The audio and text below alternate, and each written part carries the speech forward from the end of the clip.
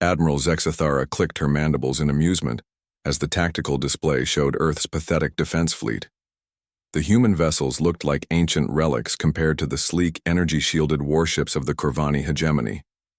Where Corvani ships gleamed with quantum armor and phase-shift technology, the human fleet consisted of crude metal hulks propelled by chemical rockets. "These primitives still use kinetic weapons," sneered Commander Vorth, his reptilian features contorting with disdain. "Projectile launchers and explosive warheads. How quaint." The bridge crew erupted in chittering laughter. After conquering 17 star systems, the Corvani had never encountered a species so technologically backward. Most civilizations had abandoned kinetic warfare millennia ago in favor of energy weapons and plasma bombardment. "Their largest vessel appears to be powered by nuclear fission," reported the sensor operator, barely containing his mirth. "Not even fusion, Admiral. Fission." Admiral Zexathara studied the human flagship, a massive angular behemoth designated UES Indomitable.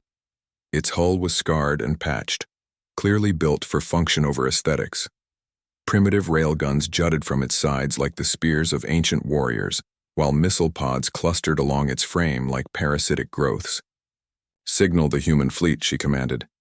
"Perhaps we can spare these creatures if they surrender immediately." The response came swiftly from the human admiral, a grizzled specimen named Sarah Chen. Her image flickered on the view screen, showing a weathered face marked by scars and determination. "Admiral Zexathara," Chen said calmly, "you've made a mistake coming here." The Corvani bridge erupted in fresh laughter. "Have we?" Zexathara replied. "Your weapons cannot penetrate our quantum shields. Your ships move like dying asteroids compared to our phase shift drives. What possible threat could you pose?" Chen's lips curved into a cold smile. "We'll show you what human ingenuity can accomplish with primitive tools."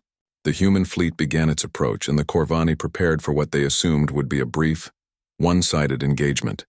Their energy weapons charged, ready to slice through the humans' crude armor like plasma through vacuum.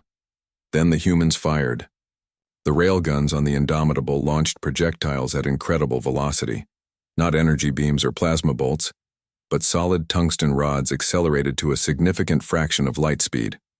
The Corvani shields, designed to deflect energy weapons, offered no resistance to the kinetic projectiles. 3 Corvani cruisers buckled as the tungsten rods punched through their hulls like needles through silk. But that was only the beginning. "Impossible!" Commander Vorth gasped as his sensors detected the projectile's true nature. "Those aren't simple kinetic rounds. They're carrying something." The tungsten rods had been hollowed out and filled with microscopic machines, nanobots that immediately began consuming and replicating using the Corvani ship's own quantum armor as raw material. Within minutes, the affected vessel's hulls started dissolving from the inside out. Admiral Zexathara's confidence wavered as she watched her ships being devoured.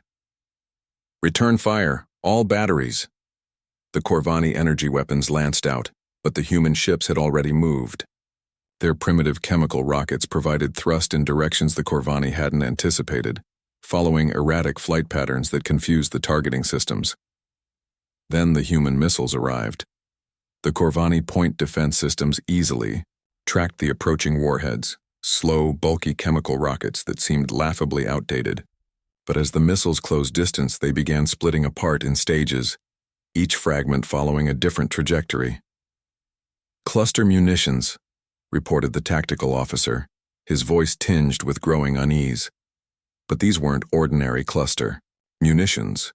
Each fragment contained not explosives but compressed matter, hydrogen compressed to metallic density and held stable by magnetic fields.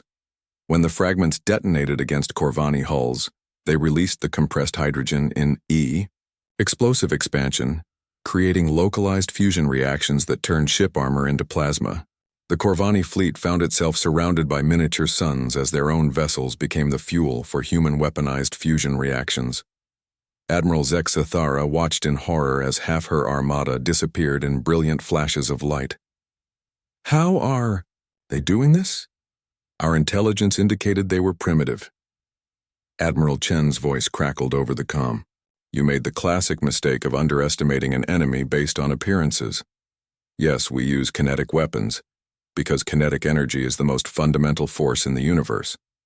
Yes, we use chemical rockets, because sometimes simple and reliable beats complex and fragile.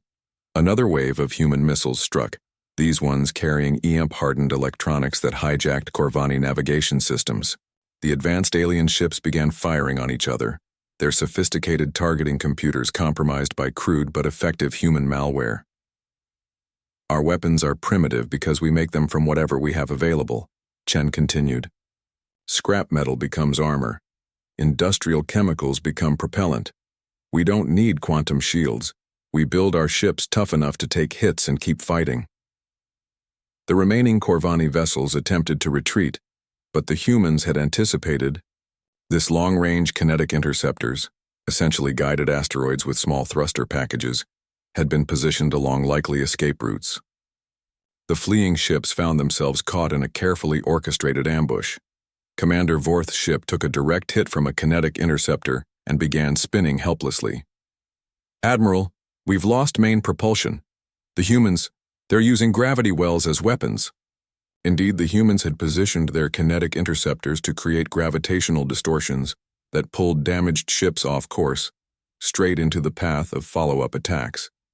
Within 2 hours, the mighty Corvani Armada had been reduced to debris and radiation. Admiral Zexthara found herself aboard the only surviving vessel, surrounded by the victorious human fleet.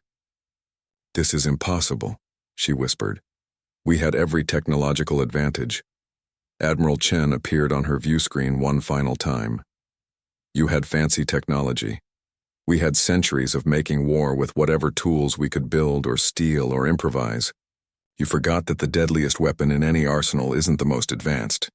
It's the one wielded by someone who refuses to give up." The human ships moved to escort the surviving Corvani vessel toward Earth, where its crew would face judgment for their invasion. As they traveled, Chen's words echoed across the comm channels.